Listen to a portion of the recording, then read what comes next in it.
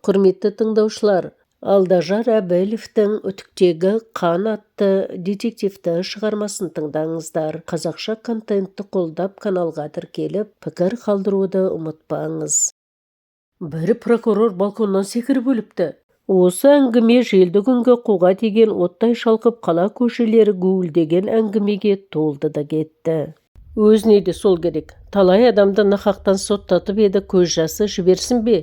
Дегендер де қызға таластан болған екен. Деушілер де әлгі өсектің үстіне май құя өздерінше түрлендіріп жатты.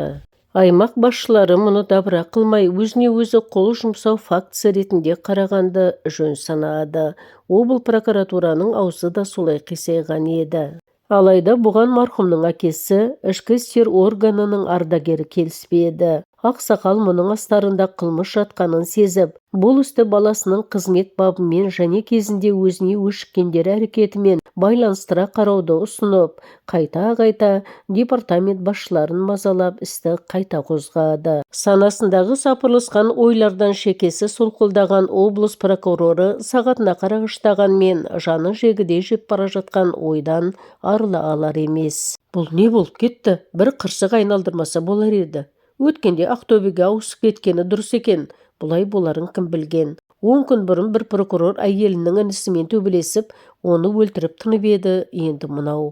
Безілдей жөнелген телефон тұтқасын көтеруі мұң екен. Полиция департаменті басшысының қарлығыңқы дауысы ойын басқа жаққа сүйрелей жөнелді.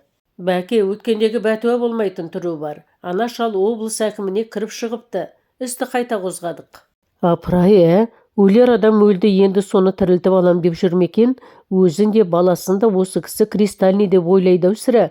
Біздің жұмыста тазалық дегенің, төбеңнен біреу результат, показатель деп тоқпақтап отырса көрер едім. Енді не істедің? Істі өзіміздегі важняққа тапсырдық. Көрейік не тындырар екен. Жұмысқа ерте келген ол тапжылмастан іспен танысып, пайымдарын тексеру керектерін бөлек қағазға түсіруде. Түстікке де бармастан әр құжат, әр параққа шұқшия қарайды. Алғашында барлығы доп-дұрыс сияқты көрінгенімен, бір шама уақыттан соң санасында күмәнді ойлар, сұрақты түйіндер желкен келе бастады. Апырау, мына бір тұс 4-ші қабаттан құлайды. Ештеңеге соғылмай. Ол абайсызда денесіне ие бола алмай, құлап кетсе 2-ші, 1-ші қабаттарға соғылу керек қой. Аман қалу үшін балконнан ұстамақ боп қарманып қалмай ма? Егер өлесі мас болса әңгіме басқа. Сап-сау адам ағзадағы аз мөлшердегі алкогольге бұлайша құлауы мүмкін бе? Егер өзі секірсе аяқпен не баспен түсуі керек. Бұл арқасымен құлаған. Сонда оның бетіндегі маңдайдан төмен қиғаштай ойылған соққы қайдан түскен? Неге ол құлаған жердегі қан мөлшері өте аз? Бұл анық көрініп тұр ғой. Неге бұрынғылар мән бермеген? Әлде? Жоқ. Бұл жерде біз білмей тұрған бір гәп бар-ау. Ветерандікі дұрыс болып шықпаса не қылсын? Ойын рұқсат сұраған дауыс бұзды. Қылмысты іздестіру бөлімінің инспекторы екен. Есіктің сыртын бір қарап, өзінің осы кабинетке кіргенін көрген жан бар жоқтығын бір тексеріп алған капитан орындығын жақындата отырып, баяу сөзге кірісті. Бека, мен бірдеңенің ұшын шығарған сияқтымын. Мұны әзір құпия ұстаған дұрыс болар. Байқамасаң ертең өзіңді айыпты қыла салады бұлар. Әуелі анық қанығына көз жеткізейік. Мәселе мынадай. Мына қайтыс болған жігіт сырттай жуас көрінгенмен, карьера үшін кім-кімді де аямайтын еді. Жер айтып бармасын. Баяғыда ол қалада тергеуші болған кезде бір жас сержантты подстава жасап соттатып жіберген. Сол жазасын өтеп келген жігіт 3-4 жылдан бері таксист болып жүр. Тоқтарып өлетін күні ол соның үйінің маңына барыпты. Сол үйге. Мен қазір оның кімді апарғанын анықтаудамын. Осы тұста бір кәдік бар сияқты. Кешке бір оңашалау жерде кездесерміз.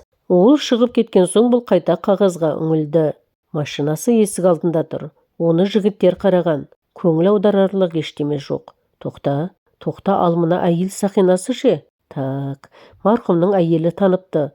Өзінікі екенін айтқан. Сосын тергеу бітті деп өзіне қайтарған. Ол қойын дәптеріне таксист Сақина деп жазып қойды. Телефон шырылдады. Қазіргі кезде байланыс негізінен қалта телефоны арқылы жүреді ғой. Қызмет телефонына қол соза бастықтардың бірі болар деп ойлаған еді, дәл түсіпті. Сөйлер алдында бір өткірініп алатын әдетімен тергеу басқармасының бастығы іс барысын сұрады. Бұл іспен танысып жатқанын айтты. Күдіктері мен мана келіп кеткен Ғазиз Дәулетов әңгімесі туралы тіс жарған жоқ. Онысы дұрыс болыпты. Аздан соң ол бастықтың іске қатысты ойын сөз ауанынан байқап үлгерген еді. Ана шалғой бүлдіріп жүрген, әйтпесе жаба салатын іс. Мейлі, әбден қара. Шамасын біліп отырсын ғой, асықпа, уақытың мол. Әйтпесе ана шал ат үсті қарады деп тағы да шағымданып жүрер. Сосын Угродадағы Дәулетов деген капитаннан байқарсың. Ол өзінше бір Шерлок Холмс сияқты болып жүретін қияли адам. Айтқанына еріп кетіп, негізгі бағыттан айырылып қалма деп отырғаным ғой. Мұның өлімі күдікті дейтін көрінеді, сволоч. Жалғыз сол мекен іс жайын білетін? Жақсы, жұмысыңды істей бер. Күн көкжиегі асып кеткенмен аптап ыстығы бірден қайта қоймайтын бұл аймақтағы өзіндік тіршілік қалпының бірі елдің көшеге ыстық қайта шығуы. Соған орай қаладағы кафе, мейрамхана, шайхана атаулының жұмыс ырғағы жиілеп, отырарға бос орын болмай қалатын кездерінің бірі еді. Аса маңызды істер жөніндегі тергеуші Бек Ізбасовтың келісілген кафеге бас сұққаны сол еді. Даяшы жігіт жетелей жөнелді де, араның ұясындай гуілдеген залдан оңаша бардың сыртындағы кабинаны көрсетіп, «Сізді күтіп отыр», деді. Бұл келгенде Дәулетов бір саптаяқ сыраны еңсеріп тастаған екен.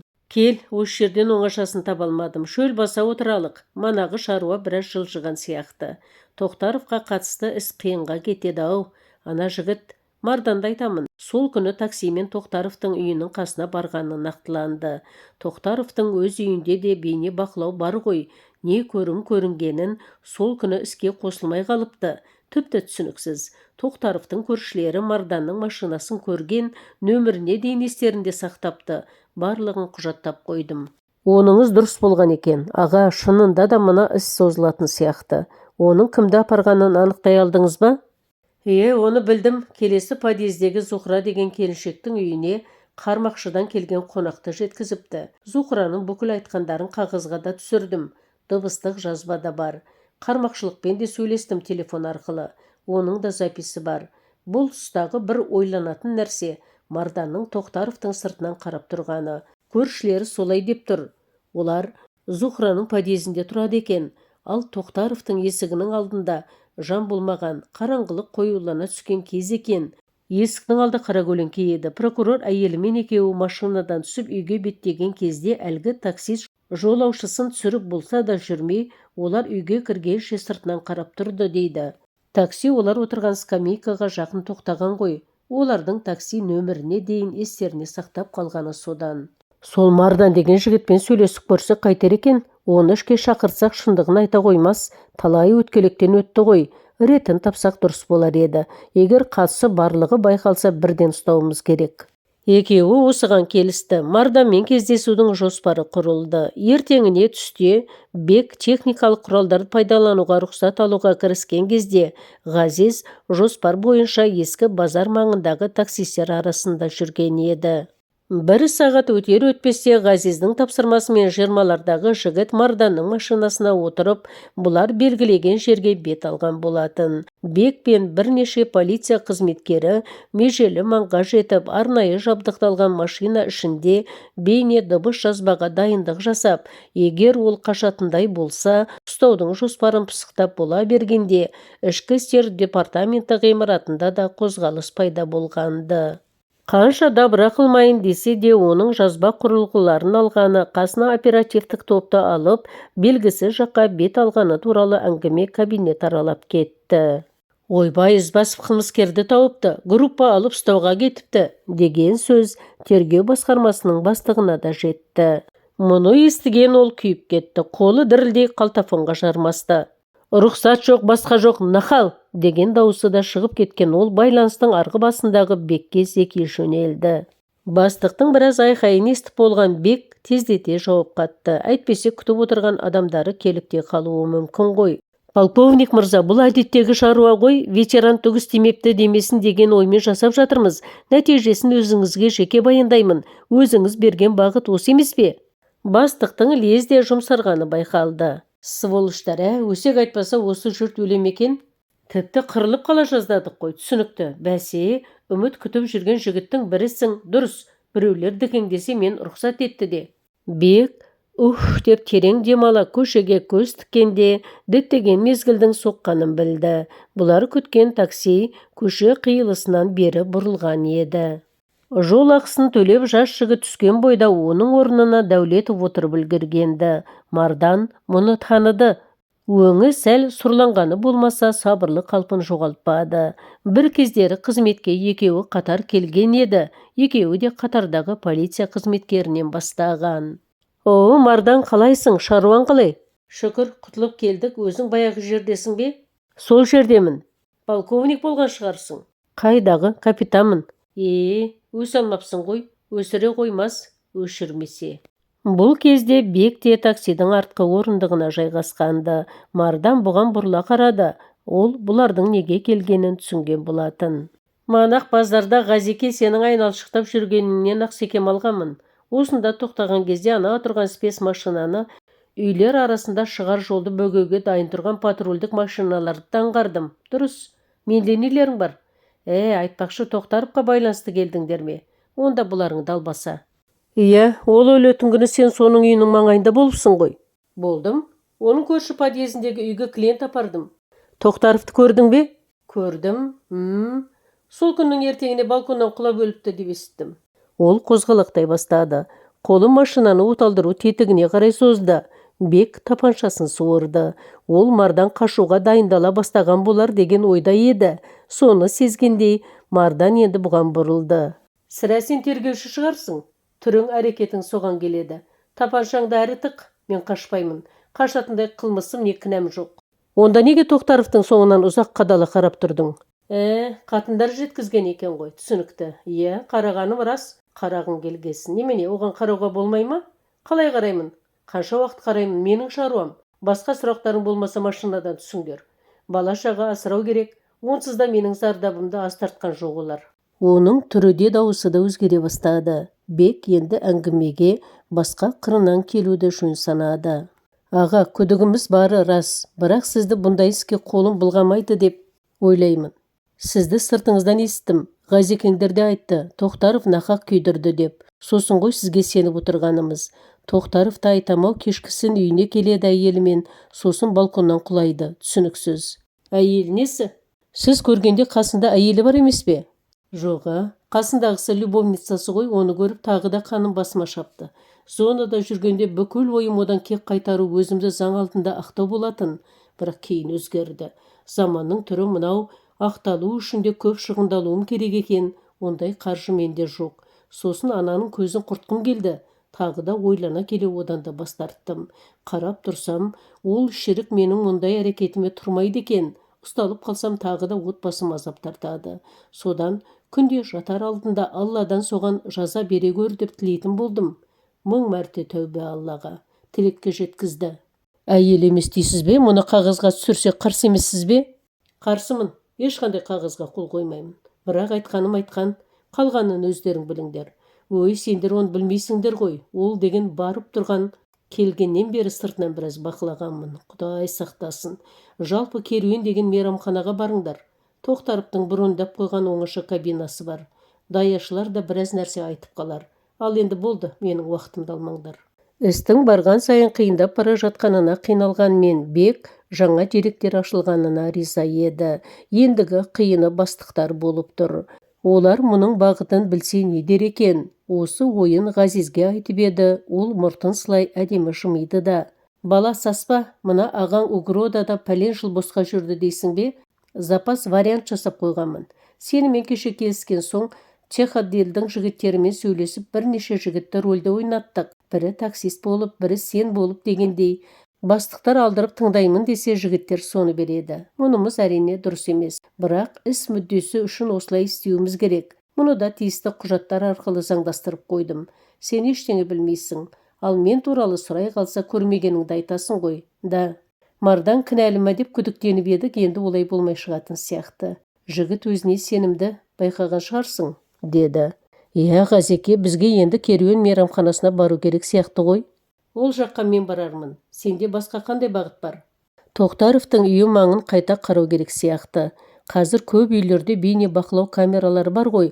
Оның машинасынан табылған Сақина мен таксистің әйелі емес, любовницасы дегені маза бермей тұр. Егер оны бейне бақылау арқылы нақтыласақ, онда Тоқтаровтың өліміне қатысты біз білмейтін адамдар болуы мүмкін. Сіз мейрамхана жағын анықтасаңыз, мен мына жағынан қарап деректерді салыстыралық. Мұның дұрыс. Өзің де байқадың ғой, оқиға орнынан түсірілген суреттерден де анық көрінеді.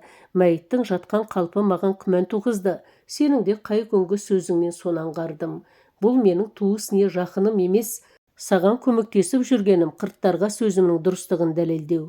Мәйіт туралы ойымды айтсам, Шерлок Холмс деп мазақ қылады ғой сәбәкілер. Істі саған берді дегенде қуанып кеттім. Көмектесемін және өзімнің болжамымды дәлелдеймін деп ойладым.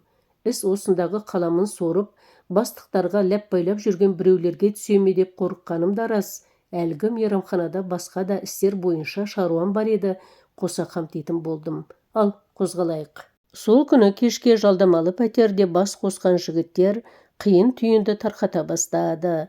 Шаршағандары өңдерінен анық байқалса да, барлығы да риза кейіпте. Кабинетте не үйде кездесуге болмайды деп шешкен соң, техотдел жігіттері тапқан еді пәтерді. Шай үстінде айтылған әңгімеден Бек ол жігіттерді ішкі істер қызметіне әкелген Ғазиз екенін сезді. Әңгімені Ғазиз бастады. Ойпыр-ой, Мардан дұрыс айтқан екен. Марқұм сойқан екен ғой. Аптасына 2 рет мейрамханаға барады. 2 қызбен жүреді дейді. Мынау тажал ғой. Жұрт семьясын қалай асыраймын деп басы қатып жүрсе, бұл сонда ақшаны қайдан алады, Қайтыс болатын күні де сонда болыпты. Ерке атты көңілдесімен сағат кешкі 9-дан өте шығыпты.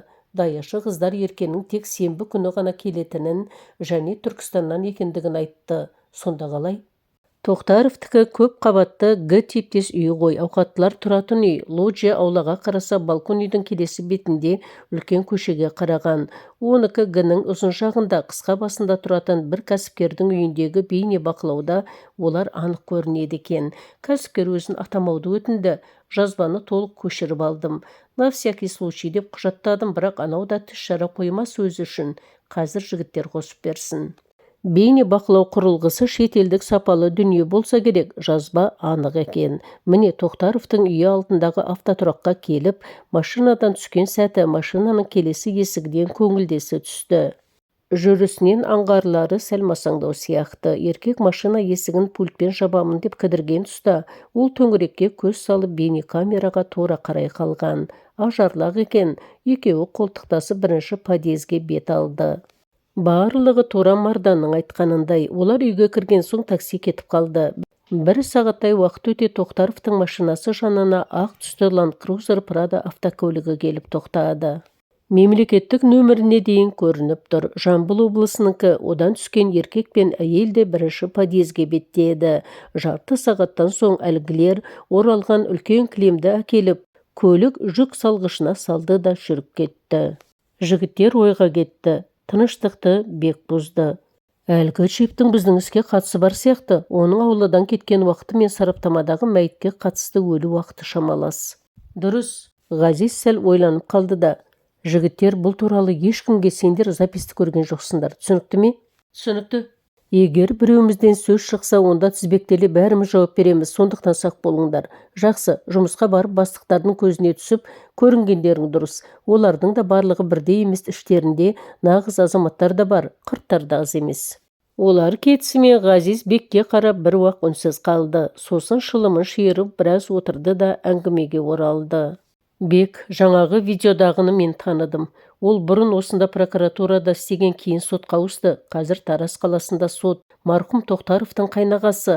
Оны прокуратураға апарып жүргенде осы, қасындағы Тоқтаровтың әйелі. Түн ішінде ағалы қарындастылар неғып жүр, қайдан келді? Көтеріп шыққан үлкен кілемі несі? Егер олардың бұл іске қатысы болса, онда бізге өте қиын соғатын сияқты.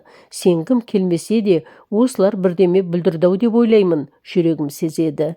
Нәлет-ай, адам азды ма, заман азды ма? Қазір тіпті шошисын ғой адамдардың әрекетінен. Өзін өртеу, туған баласын туалетке тастап жіберу, өзіне өзі қол салу, кісі өлтіру деген тауық сойғаннан да жеңіл болып кеткен сияқты ма? Тіпті туысын, туған бауырын, әке-шешесін өлімге қиғандар да кездесуде. Ай Аллай. Бек пен Ғазиз тағы да бұрынғы пәтерде бас қосты. Ғазеке, іс өзіне өзі қол салу емес, кісі қолынан болған өлім бағытына бұрылды. Енді тездетіп қылмыскер құтылып кете алмайтындай жағдайда әрекет етуіміз қажет.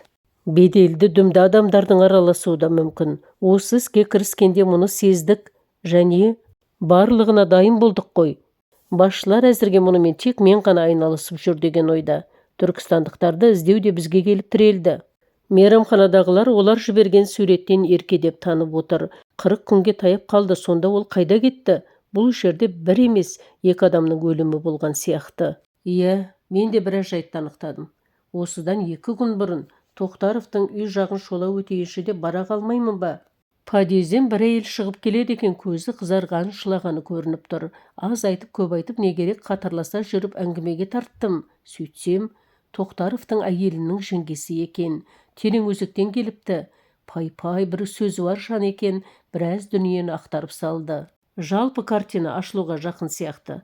Мына әйел 2-3 күнде қайын сіңлісіне келіп кетіп тұрады екен. Анаған жан ашып, есі ауысып кетпесе болар еді. Адамға мәңгіріп қарайды да отырады, дейді. Бұлар жылда осы уақытта әке-шешелеріне ас беріп Құран оқытады екен. Тараздағы судья қайнысы, Ақмешіттегі қайын сіңлісі өткенде соған қатысыпты. Марқұм күйеу балаларының жұмыстан қолы тимепті. Ал оның әкесі туған құда ғой, бірнеше адам болып басқа машинамен барыпты. Ас тарағасын ағасы мен қарындасы құдалардан біраз кеш шыққан көрінеді. Олардың Тереңөзектен шыққан уақытымен қалаға жету уақытын есептесек, тура ана видеозапистегі уақытқа келіп тұр. Мен байқатпай барлығын сотканың диктофонына жазып алдым. Енді алғашқы хаттамада бұлар Айдарлыға қонып, ертеңгісін келдік дегенін анықтау керек. Мен алғаш шақыртумен барған топ Тоқтаровтың пәтерін толық зерттемеді-ау деген ойдан арыла алмай жүрмін. Бір талып, бір жылап әйелі отырса, түнеріп судья жүрсе, қайғыға батып, ветеран полковник тұрса қалай толық қарай алады? Сол пәтерді қайта қарауға рұқсат алатын шығармын. Оның үстіне мәйіттің іші мен арқасындағы іздерді біздің жігіттер құлаған кезде сырылғаннан деп таныпты. Сол негізі тырнақ іздері болуы да мүмкін.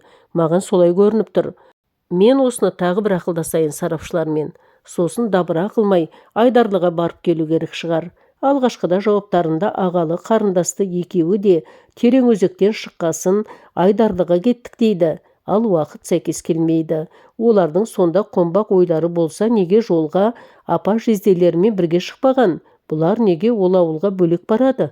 Оның қажеті бола қоймас. Жұртты шулатпай-ақ қоялық. 2 күннен соң Тоқтаровтың 40 екен. Жаңағы әйелден естіттім. Ол жақтағылар соған келуі тиіс. Сол кезде анықтаймыз. Таразды қонақта әлгі Тоқтаровтың қайнағасы Бейсенбаевты айтамын. Ол да қайтпапты. Еңбек демалысында екен, күнде тойлатып жүр.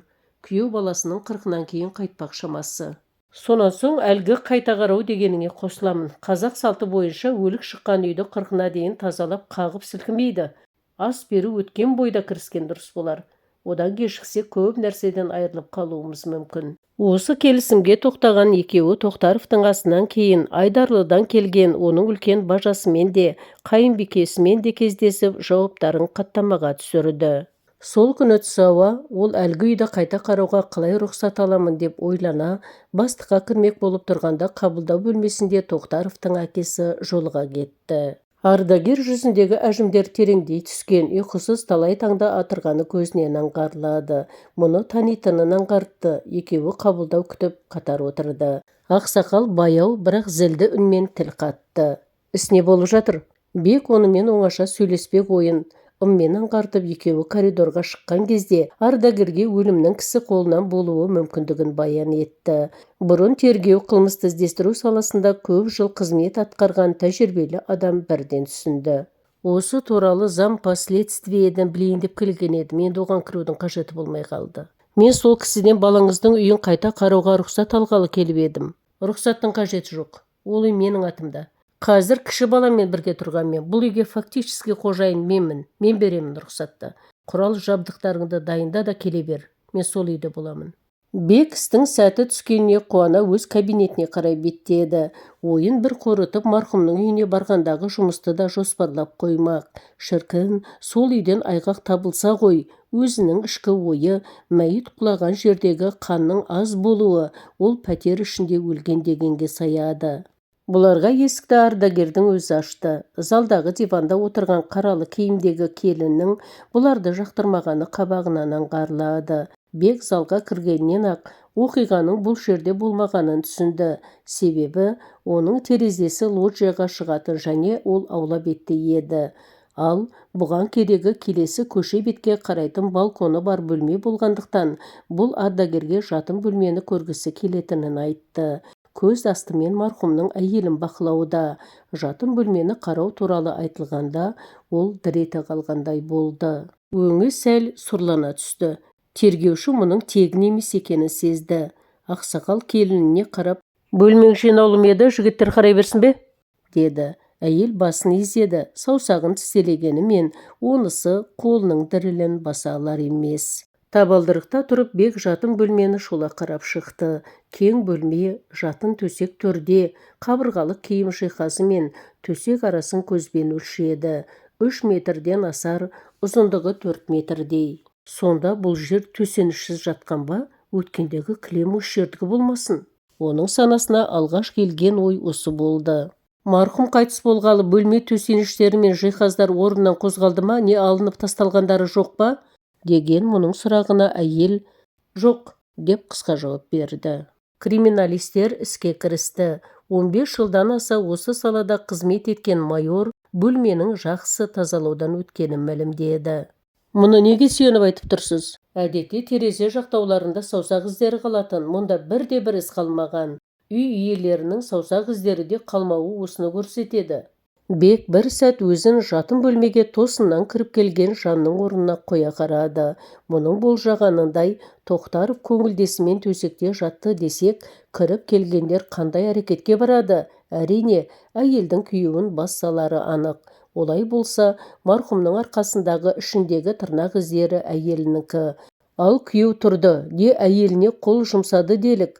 Онда әйелдің ағасы қандай әрекетке барады? Сөз жоқ, ол күйеу баласына қол жұмсайды. Қолына түскенмен ұруы мүмкін. Бек оң қол жақта киім үтіктеу үстелінің үстінде тұрған үтікті көрді. Осымен ұруы мүмкін. Ол бірден шешім қабылдады. Криминалистке үтіктің ішін ашып қарауды тапсырды. Әйелдің түрі өзгеріп кетті. Жүрегі қысылғандай кейіп танытты. Бек бағыты дұрыс екенін ұқты. Жатын төсекті аударып қараған тұста олар мұнда да толық тазалау жүргенін сезді. Бірақ матрас тігісіне қыстырылып қалған тырнақтың сынығы тергеушіге іздегеніңді таптың деп тұрғандай болды. Әне міне дегенше ашылған үтік ішінен көрінген қанға ұқсас жұғынды барлығын күрт өзгертті. Әйел боп-боз болып кетті. Бек сол жерде марқұмның әйелінен жауап алмақ болды. Оперативтік топ бар, куәлер бар, алса несі бар, қайта бұрылуға мұрса бермей дәл осы кездегі тергеу нәтиже берері анық деп ойлады ол. Осыны айтуы мұң екен, әйел адвокатсыз жақ ашпайтынын айтты. Ардагер іс бағытын түсінген болар, келініне жиіркенішпен қарап, мен адвокат боламын, лицензиям бар, қайтыс болған менің балам, мынау менің келінім, жауабыңды ала бер, деді. Тергеуші іске кірісті. 1 сағатқа созылған тергеу нәтижесі Бектің күткеніндей болды. Алғаш білмейміннен басқаны айтпай отырған әйел кәсіпкер үйінен алынған бейнематериалмен апа жездесінің терең өзектегі жеңгесінің жауаптарын тыңдағаннан кейін бір уақ үнсіз отырды да жылап жіберді. Әлде үтіктен табылған қандағы әсер етті ме, әлде жан азабы шыдатпады ма, болған оқиғаны толық жайып салды. Сол күні терең өзектен кештете шыққан олар қаннен қаперсіз үйге кірген болатын. Жатын бөлмедегі ыңғайсыз дыбыстар ағалы қарындасты екеуіне іштей бұйрық бергендей болып жүгіре жетті. Келсе, ой қасиетсіз-ай, күйеуі бір жас қызбен. Бұл бара күйеуінің арқасынан ішінен тырнай тартты. Ол умаждап жатқан көңілдесінің құшағынан шыға көзі қанталай әйелін маңдайдан қойып жіберген болатын. Осы сәт ағасы шыдамай оң қол жағында тұрған үтікпен күйеуін бастан соқты. Ол оғаштау қисайып сылқ ете қалды. Содан соң ағасы барды да күйеуінің көңілдесін қылғындыра бастады. Осының барлығы көзді ашып жұмғанша болды. Бір дем алып қараса, екеуінің де денесі жансыз жатыр. Бұдан соң ағасының айтуымен жан таласа барлық іздерді өшірді. Шашыраған қандақтарын жуып алды. Әйелді жатын бөлмедегі кілемге ораған ағасы күйеуін көтеріп апарып балконнан сыртқа тастап жіберді. Сосын кілемді арқалай машина жүк салғышына салып, Айдарлыға тартып кетті. Жолда толып ағып жатқан канал тұсында тоқтап, оралған кілемге сол төңіректен үлкен-үлкен екі тас байлай суға домалатып жіберді. Бұлар барса апасының үйіндегілер жатып қалған екен. Бек барлығын хаттамаға түсірді. Үйден шығып бара жатқанда ардагерге көзі түсіп кеткен тергеуші оның шөге түскенін байқады. Бүгін оған аз салмақ түскен жоқ. Қария баласын кінәларын, не келінің кінәларын білмей тұрғандай, көз нұры да бұрынғыдай емес, көмескілене қалған. Алла, осындайыңнан сақтай көр. 2 күннен соң дайын болған сараптама қорытындысы бойынша лактелген тырнақ марқұмның әйелінікі екендігі, ондағы қан Тоқтаровтың қаны екендігі, бұл шашатын тесіктері бар үтіктің ішкі бетіне жұққан қан да Тоқтаровқа тиесілі екендігі, көлікте түсіп қалған Сақина марқұмның көңілдесінікі екені нақтыланды. Арнайы топ әйел айтқан межеден канал бойын сүзе, кілемге оралған әйел денесін тапты. Мәйіт бұзыла бастапты. Департамент басшысындағы кеңесте Бек Ізбасов іс жүргізілген сәттен бастап тергеу туралы барлығын толық баян етті. Кабинет іші тым-тырыс. Бастық та оқиғаның нәтижесі мынандай болып шыққанына сене алмай отырғандай. Бірақ сенбейін десе барлығы нақты, дәлелді құжатталған. Дыбыс бейне жазбалар жүргізілуі, сол бойынша жұмыс жүргізу заңға сай. Енді не дейді? Бәрінен бұрын оқиғаға прокуратура мен сот қызметкерлерінің араласқанын қайтерсің. Ел не дейді? Бірақ олар да жұмыр басты пенде ғой. Қателесу де, жазатайым қылмысқа бару да олардан тыс болмайды ғой. Бұл бір адам мен қоғам қатынасындағы күрделі мәселе емес пе? Орындық сықырлады. Орнынан тұрған бастық: «Жігіттер, жақсы жұмыс істелді. Қылмыс ашылды. Капитандар Ізбасов пен Дәулетовке және осы жұмысқа көмек берген жігіттерге департамент атынан алғыс айтамын», деп кеңесті қорытты. Кейін сотта Бейсенбаев барлығын өз мойнына алды. Қарындасы шартты жазаға кесілді. Бұл оқиға Бекке қатты әсер етті. Неге бұлай болды? Кінә кімде? Тоқтаровтікі азғындық, алайда соған бола өлтіру. Бірақ анадай жағдайда шыдауда оңай болмас. Асқа келмесе Бейсенбаев бұл оқиғадан сырт қалар еді ғой, кім білген. Негізі бұл дандайсу, менмендік пен масығудан болар. Әйелі де сұлу, бәденді жан, 2 баласы бар. Тез әрекет еткеніміз мұндай жақсы болар ма? Үтіктің ішін сол жерде аштырғаным қандай оңды болды. Ондағы қанды көрмесе әйелдің мойындауы да оңай емес-ау. Япыр-ай, осы біз қайда барамыз? Көз алдына мардан бейнесі елестегендей. Бейне Алланың қаһары, Алланың жазасы осылай болады. Біреуге жасалған қиянат айналып келіп иесін табады деп тұрғандай.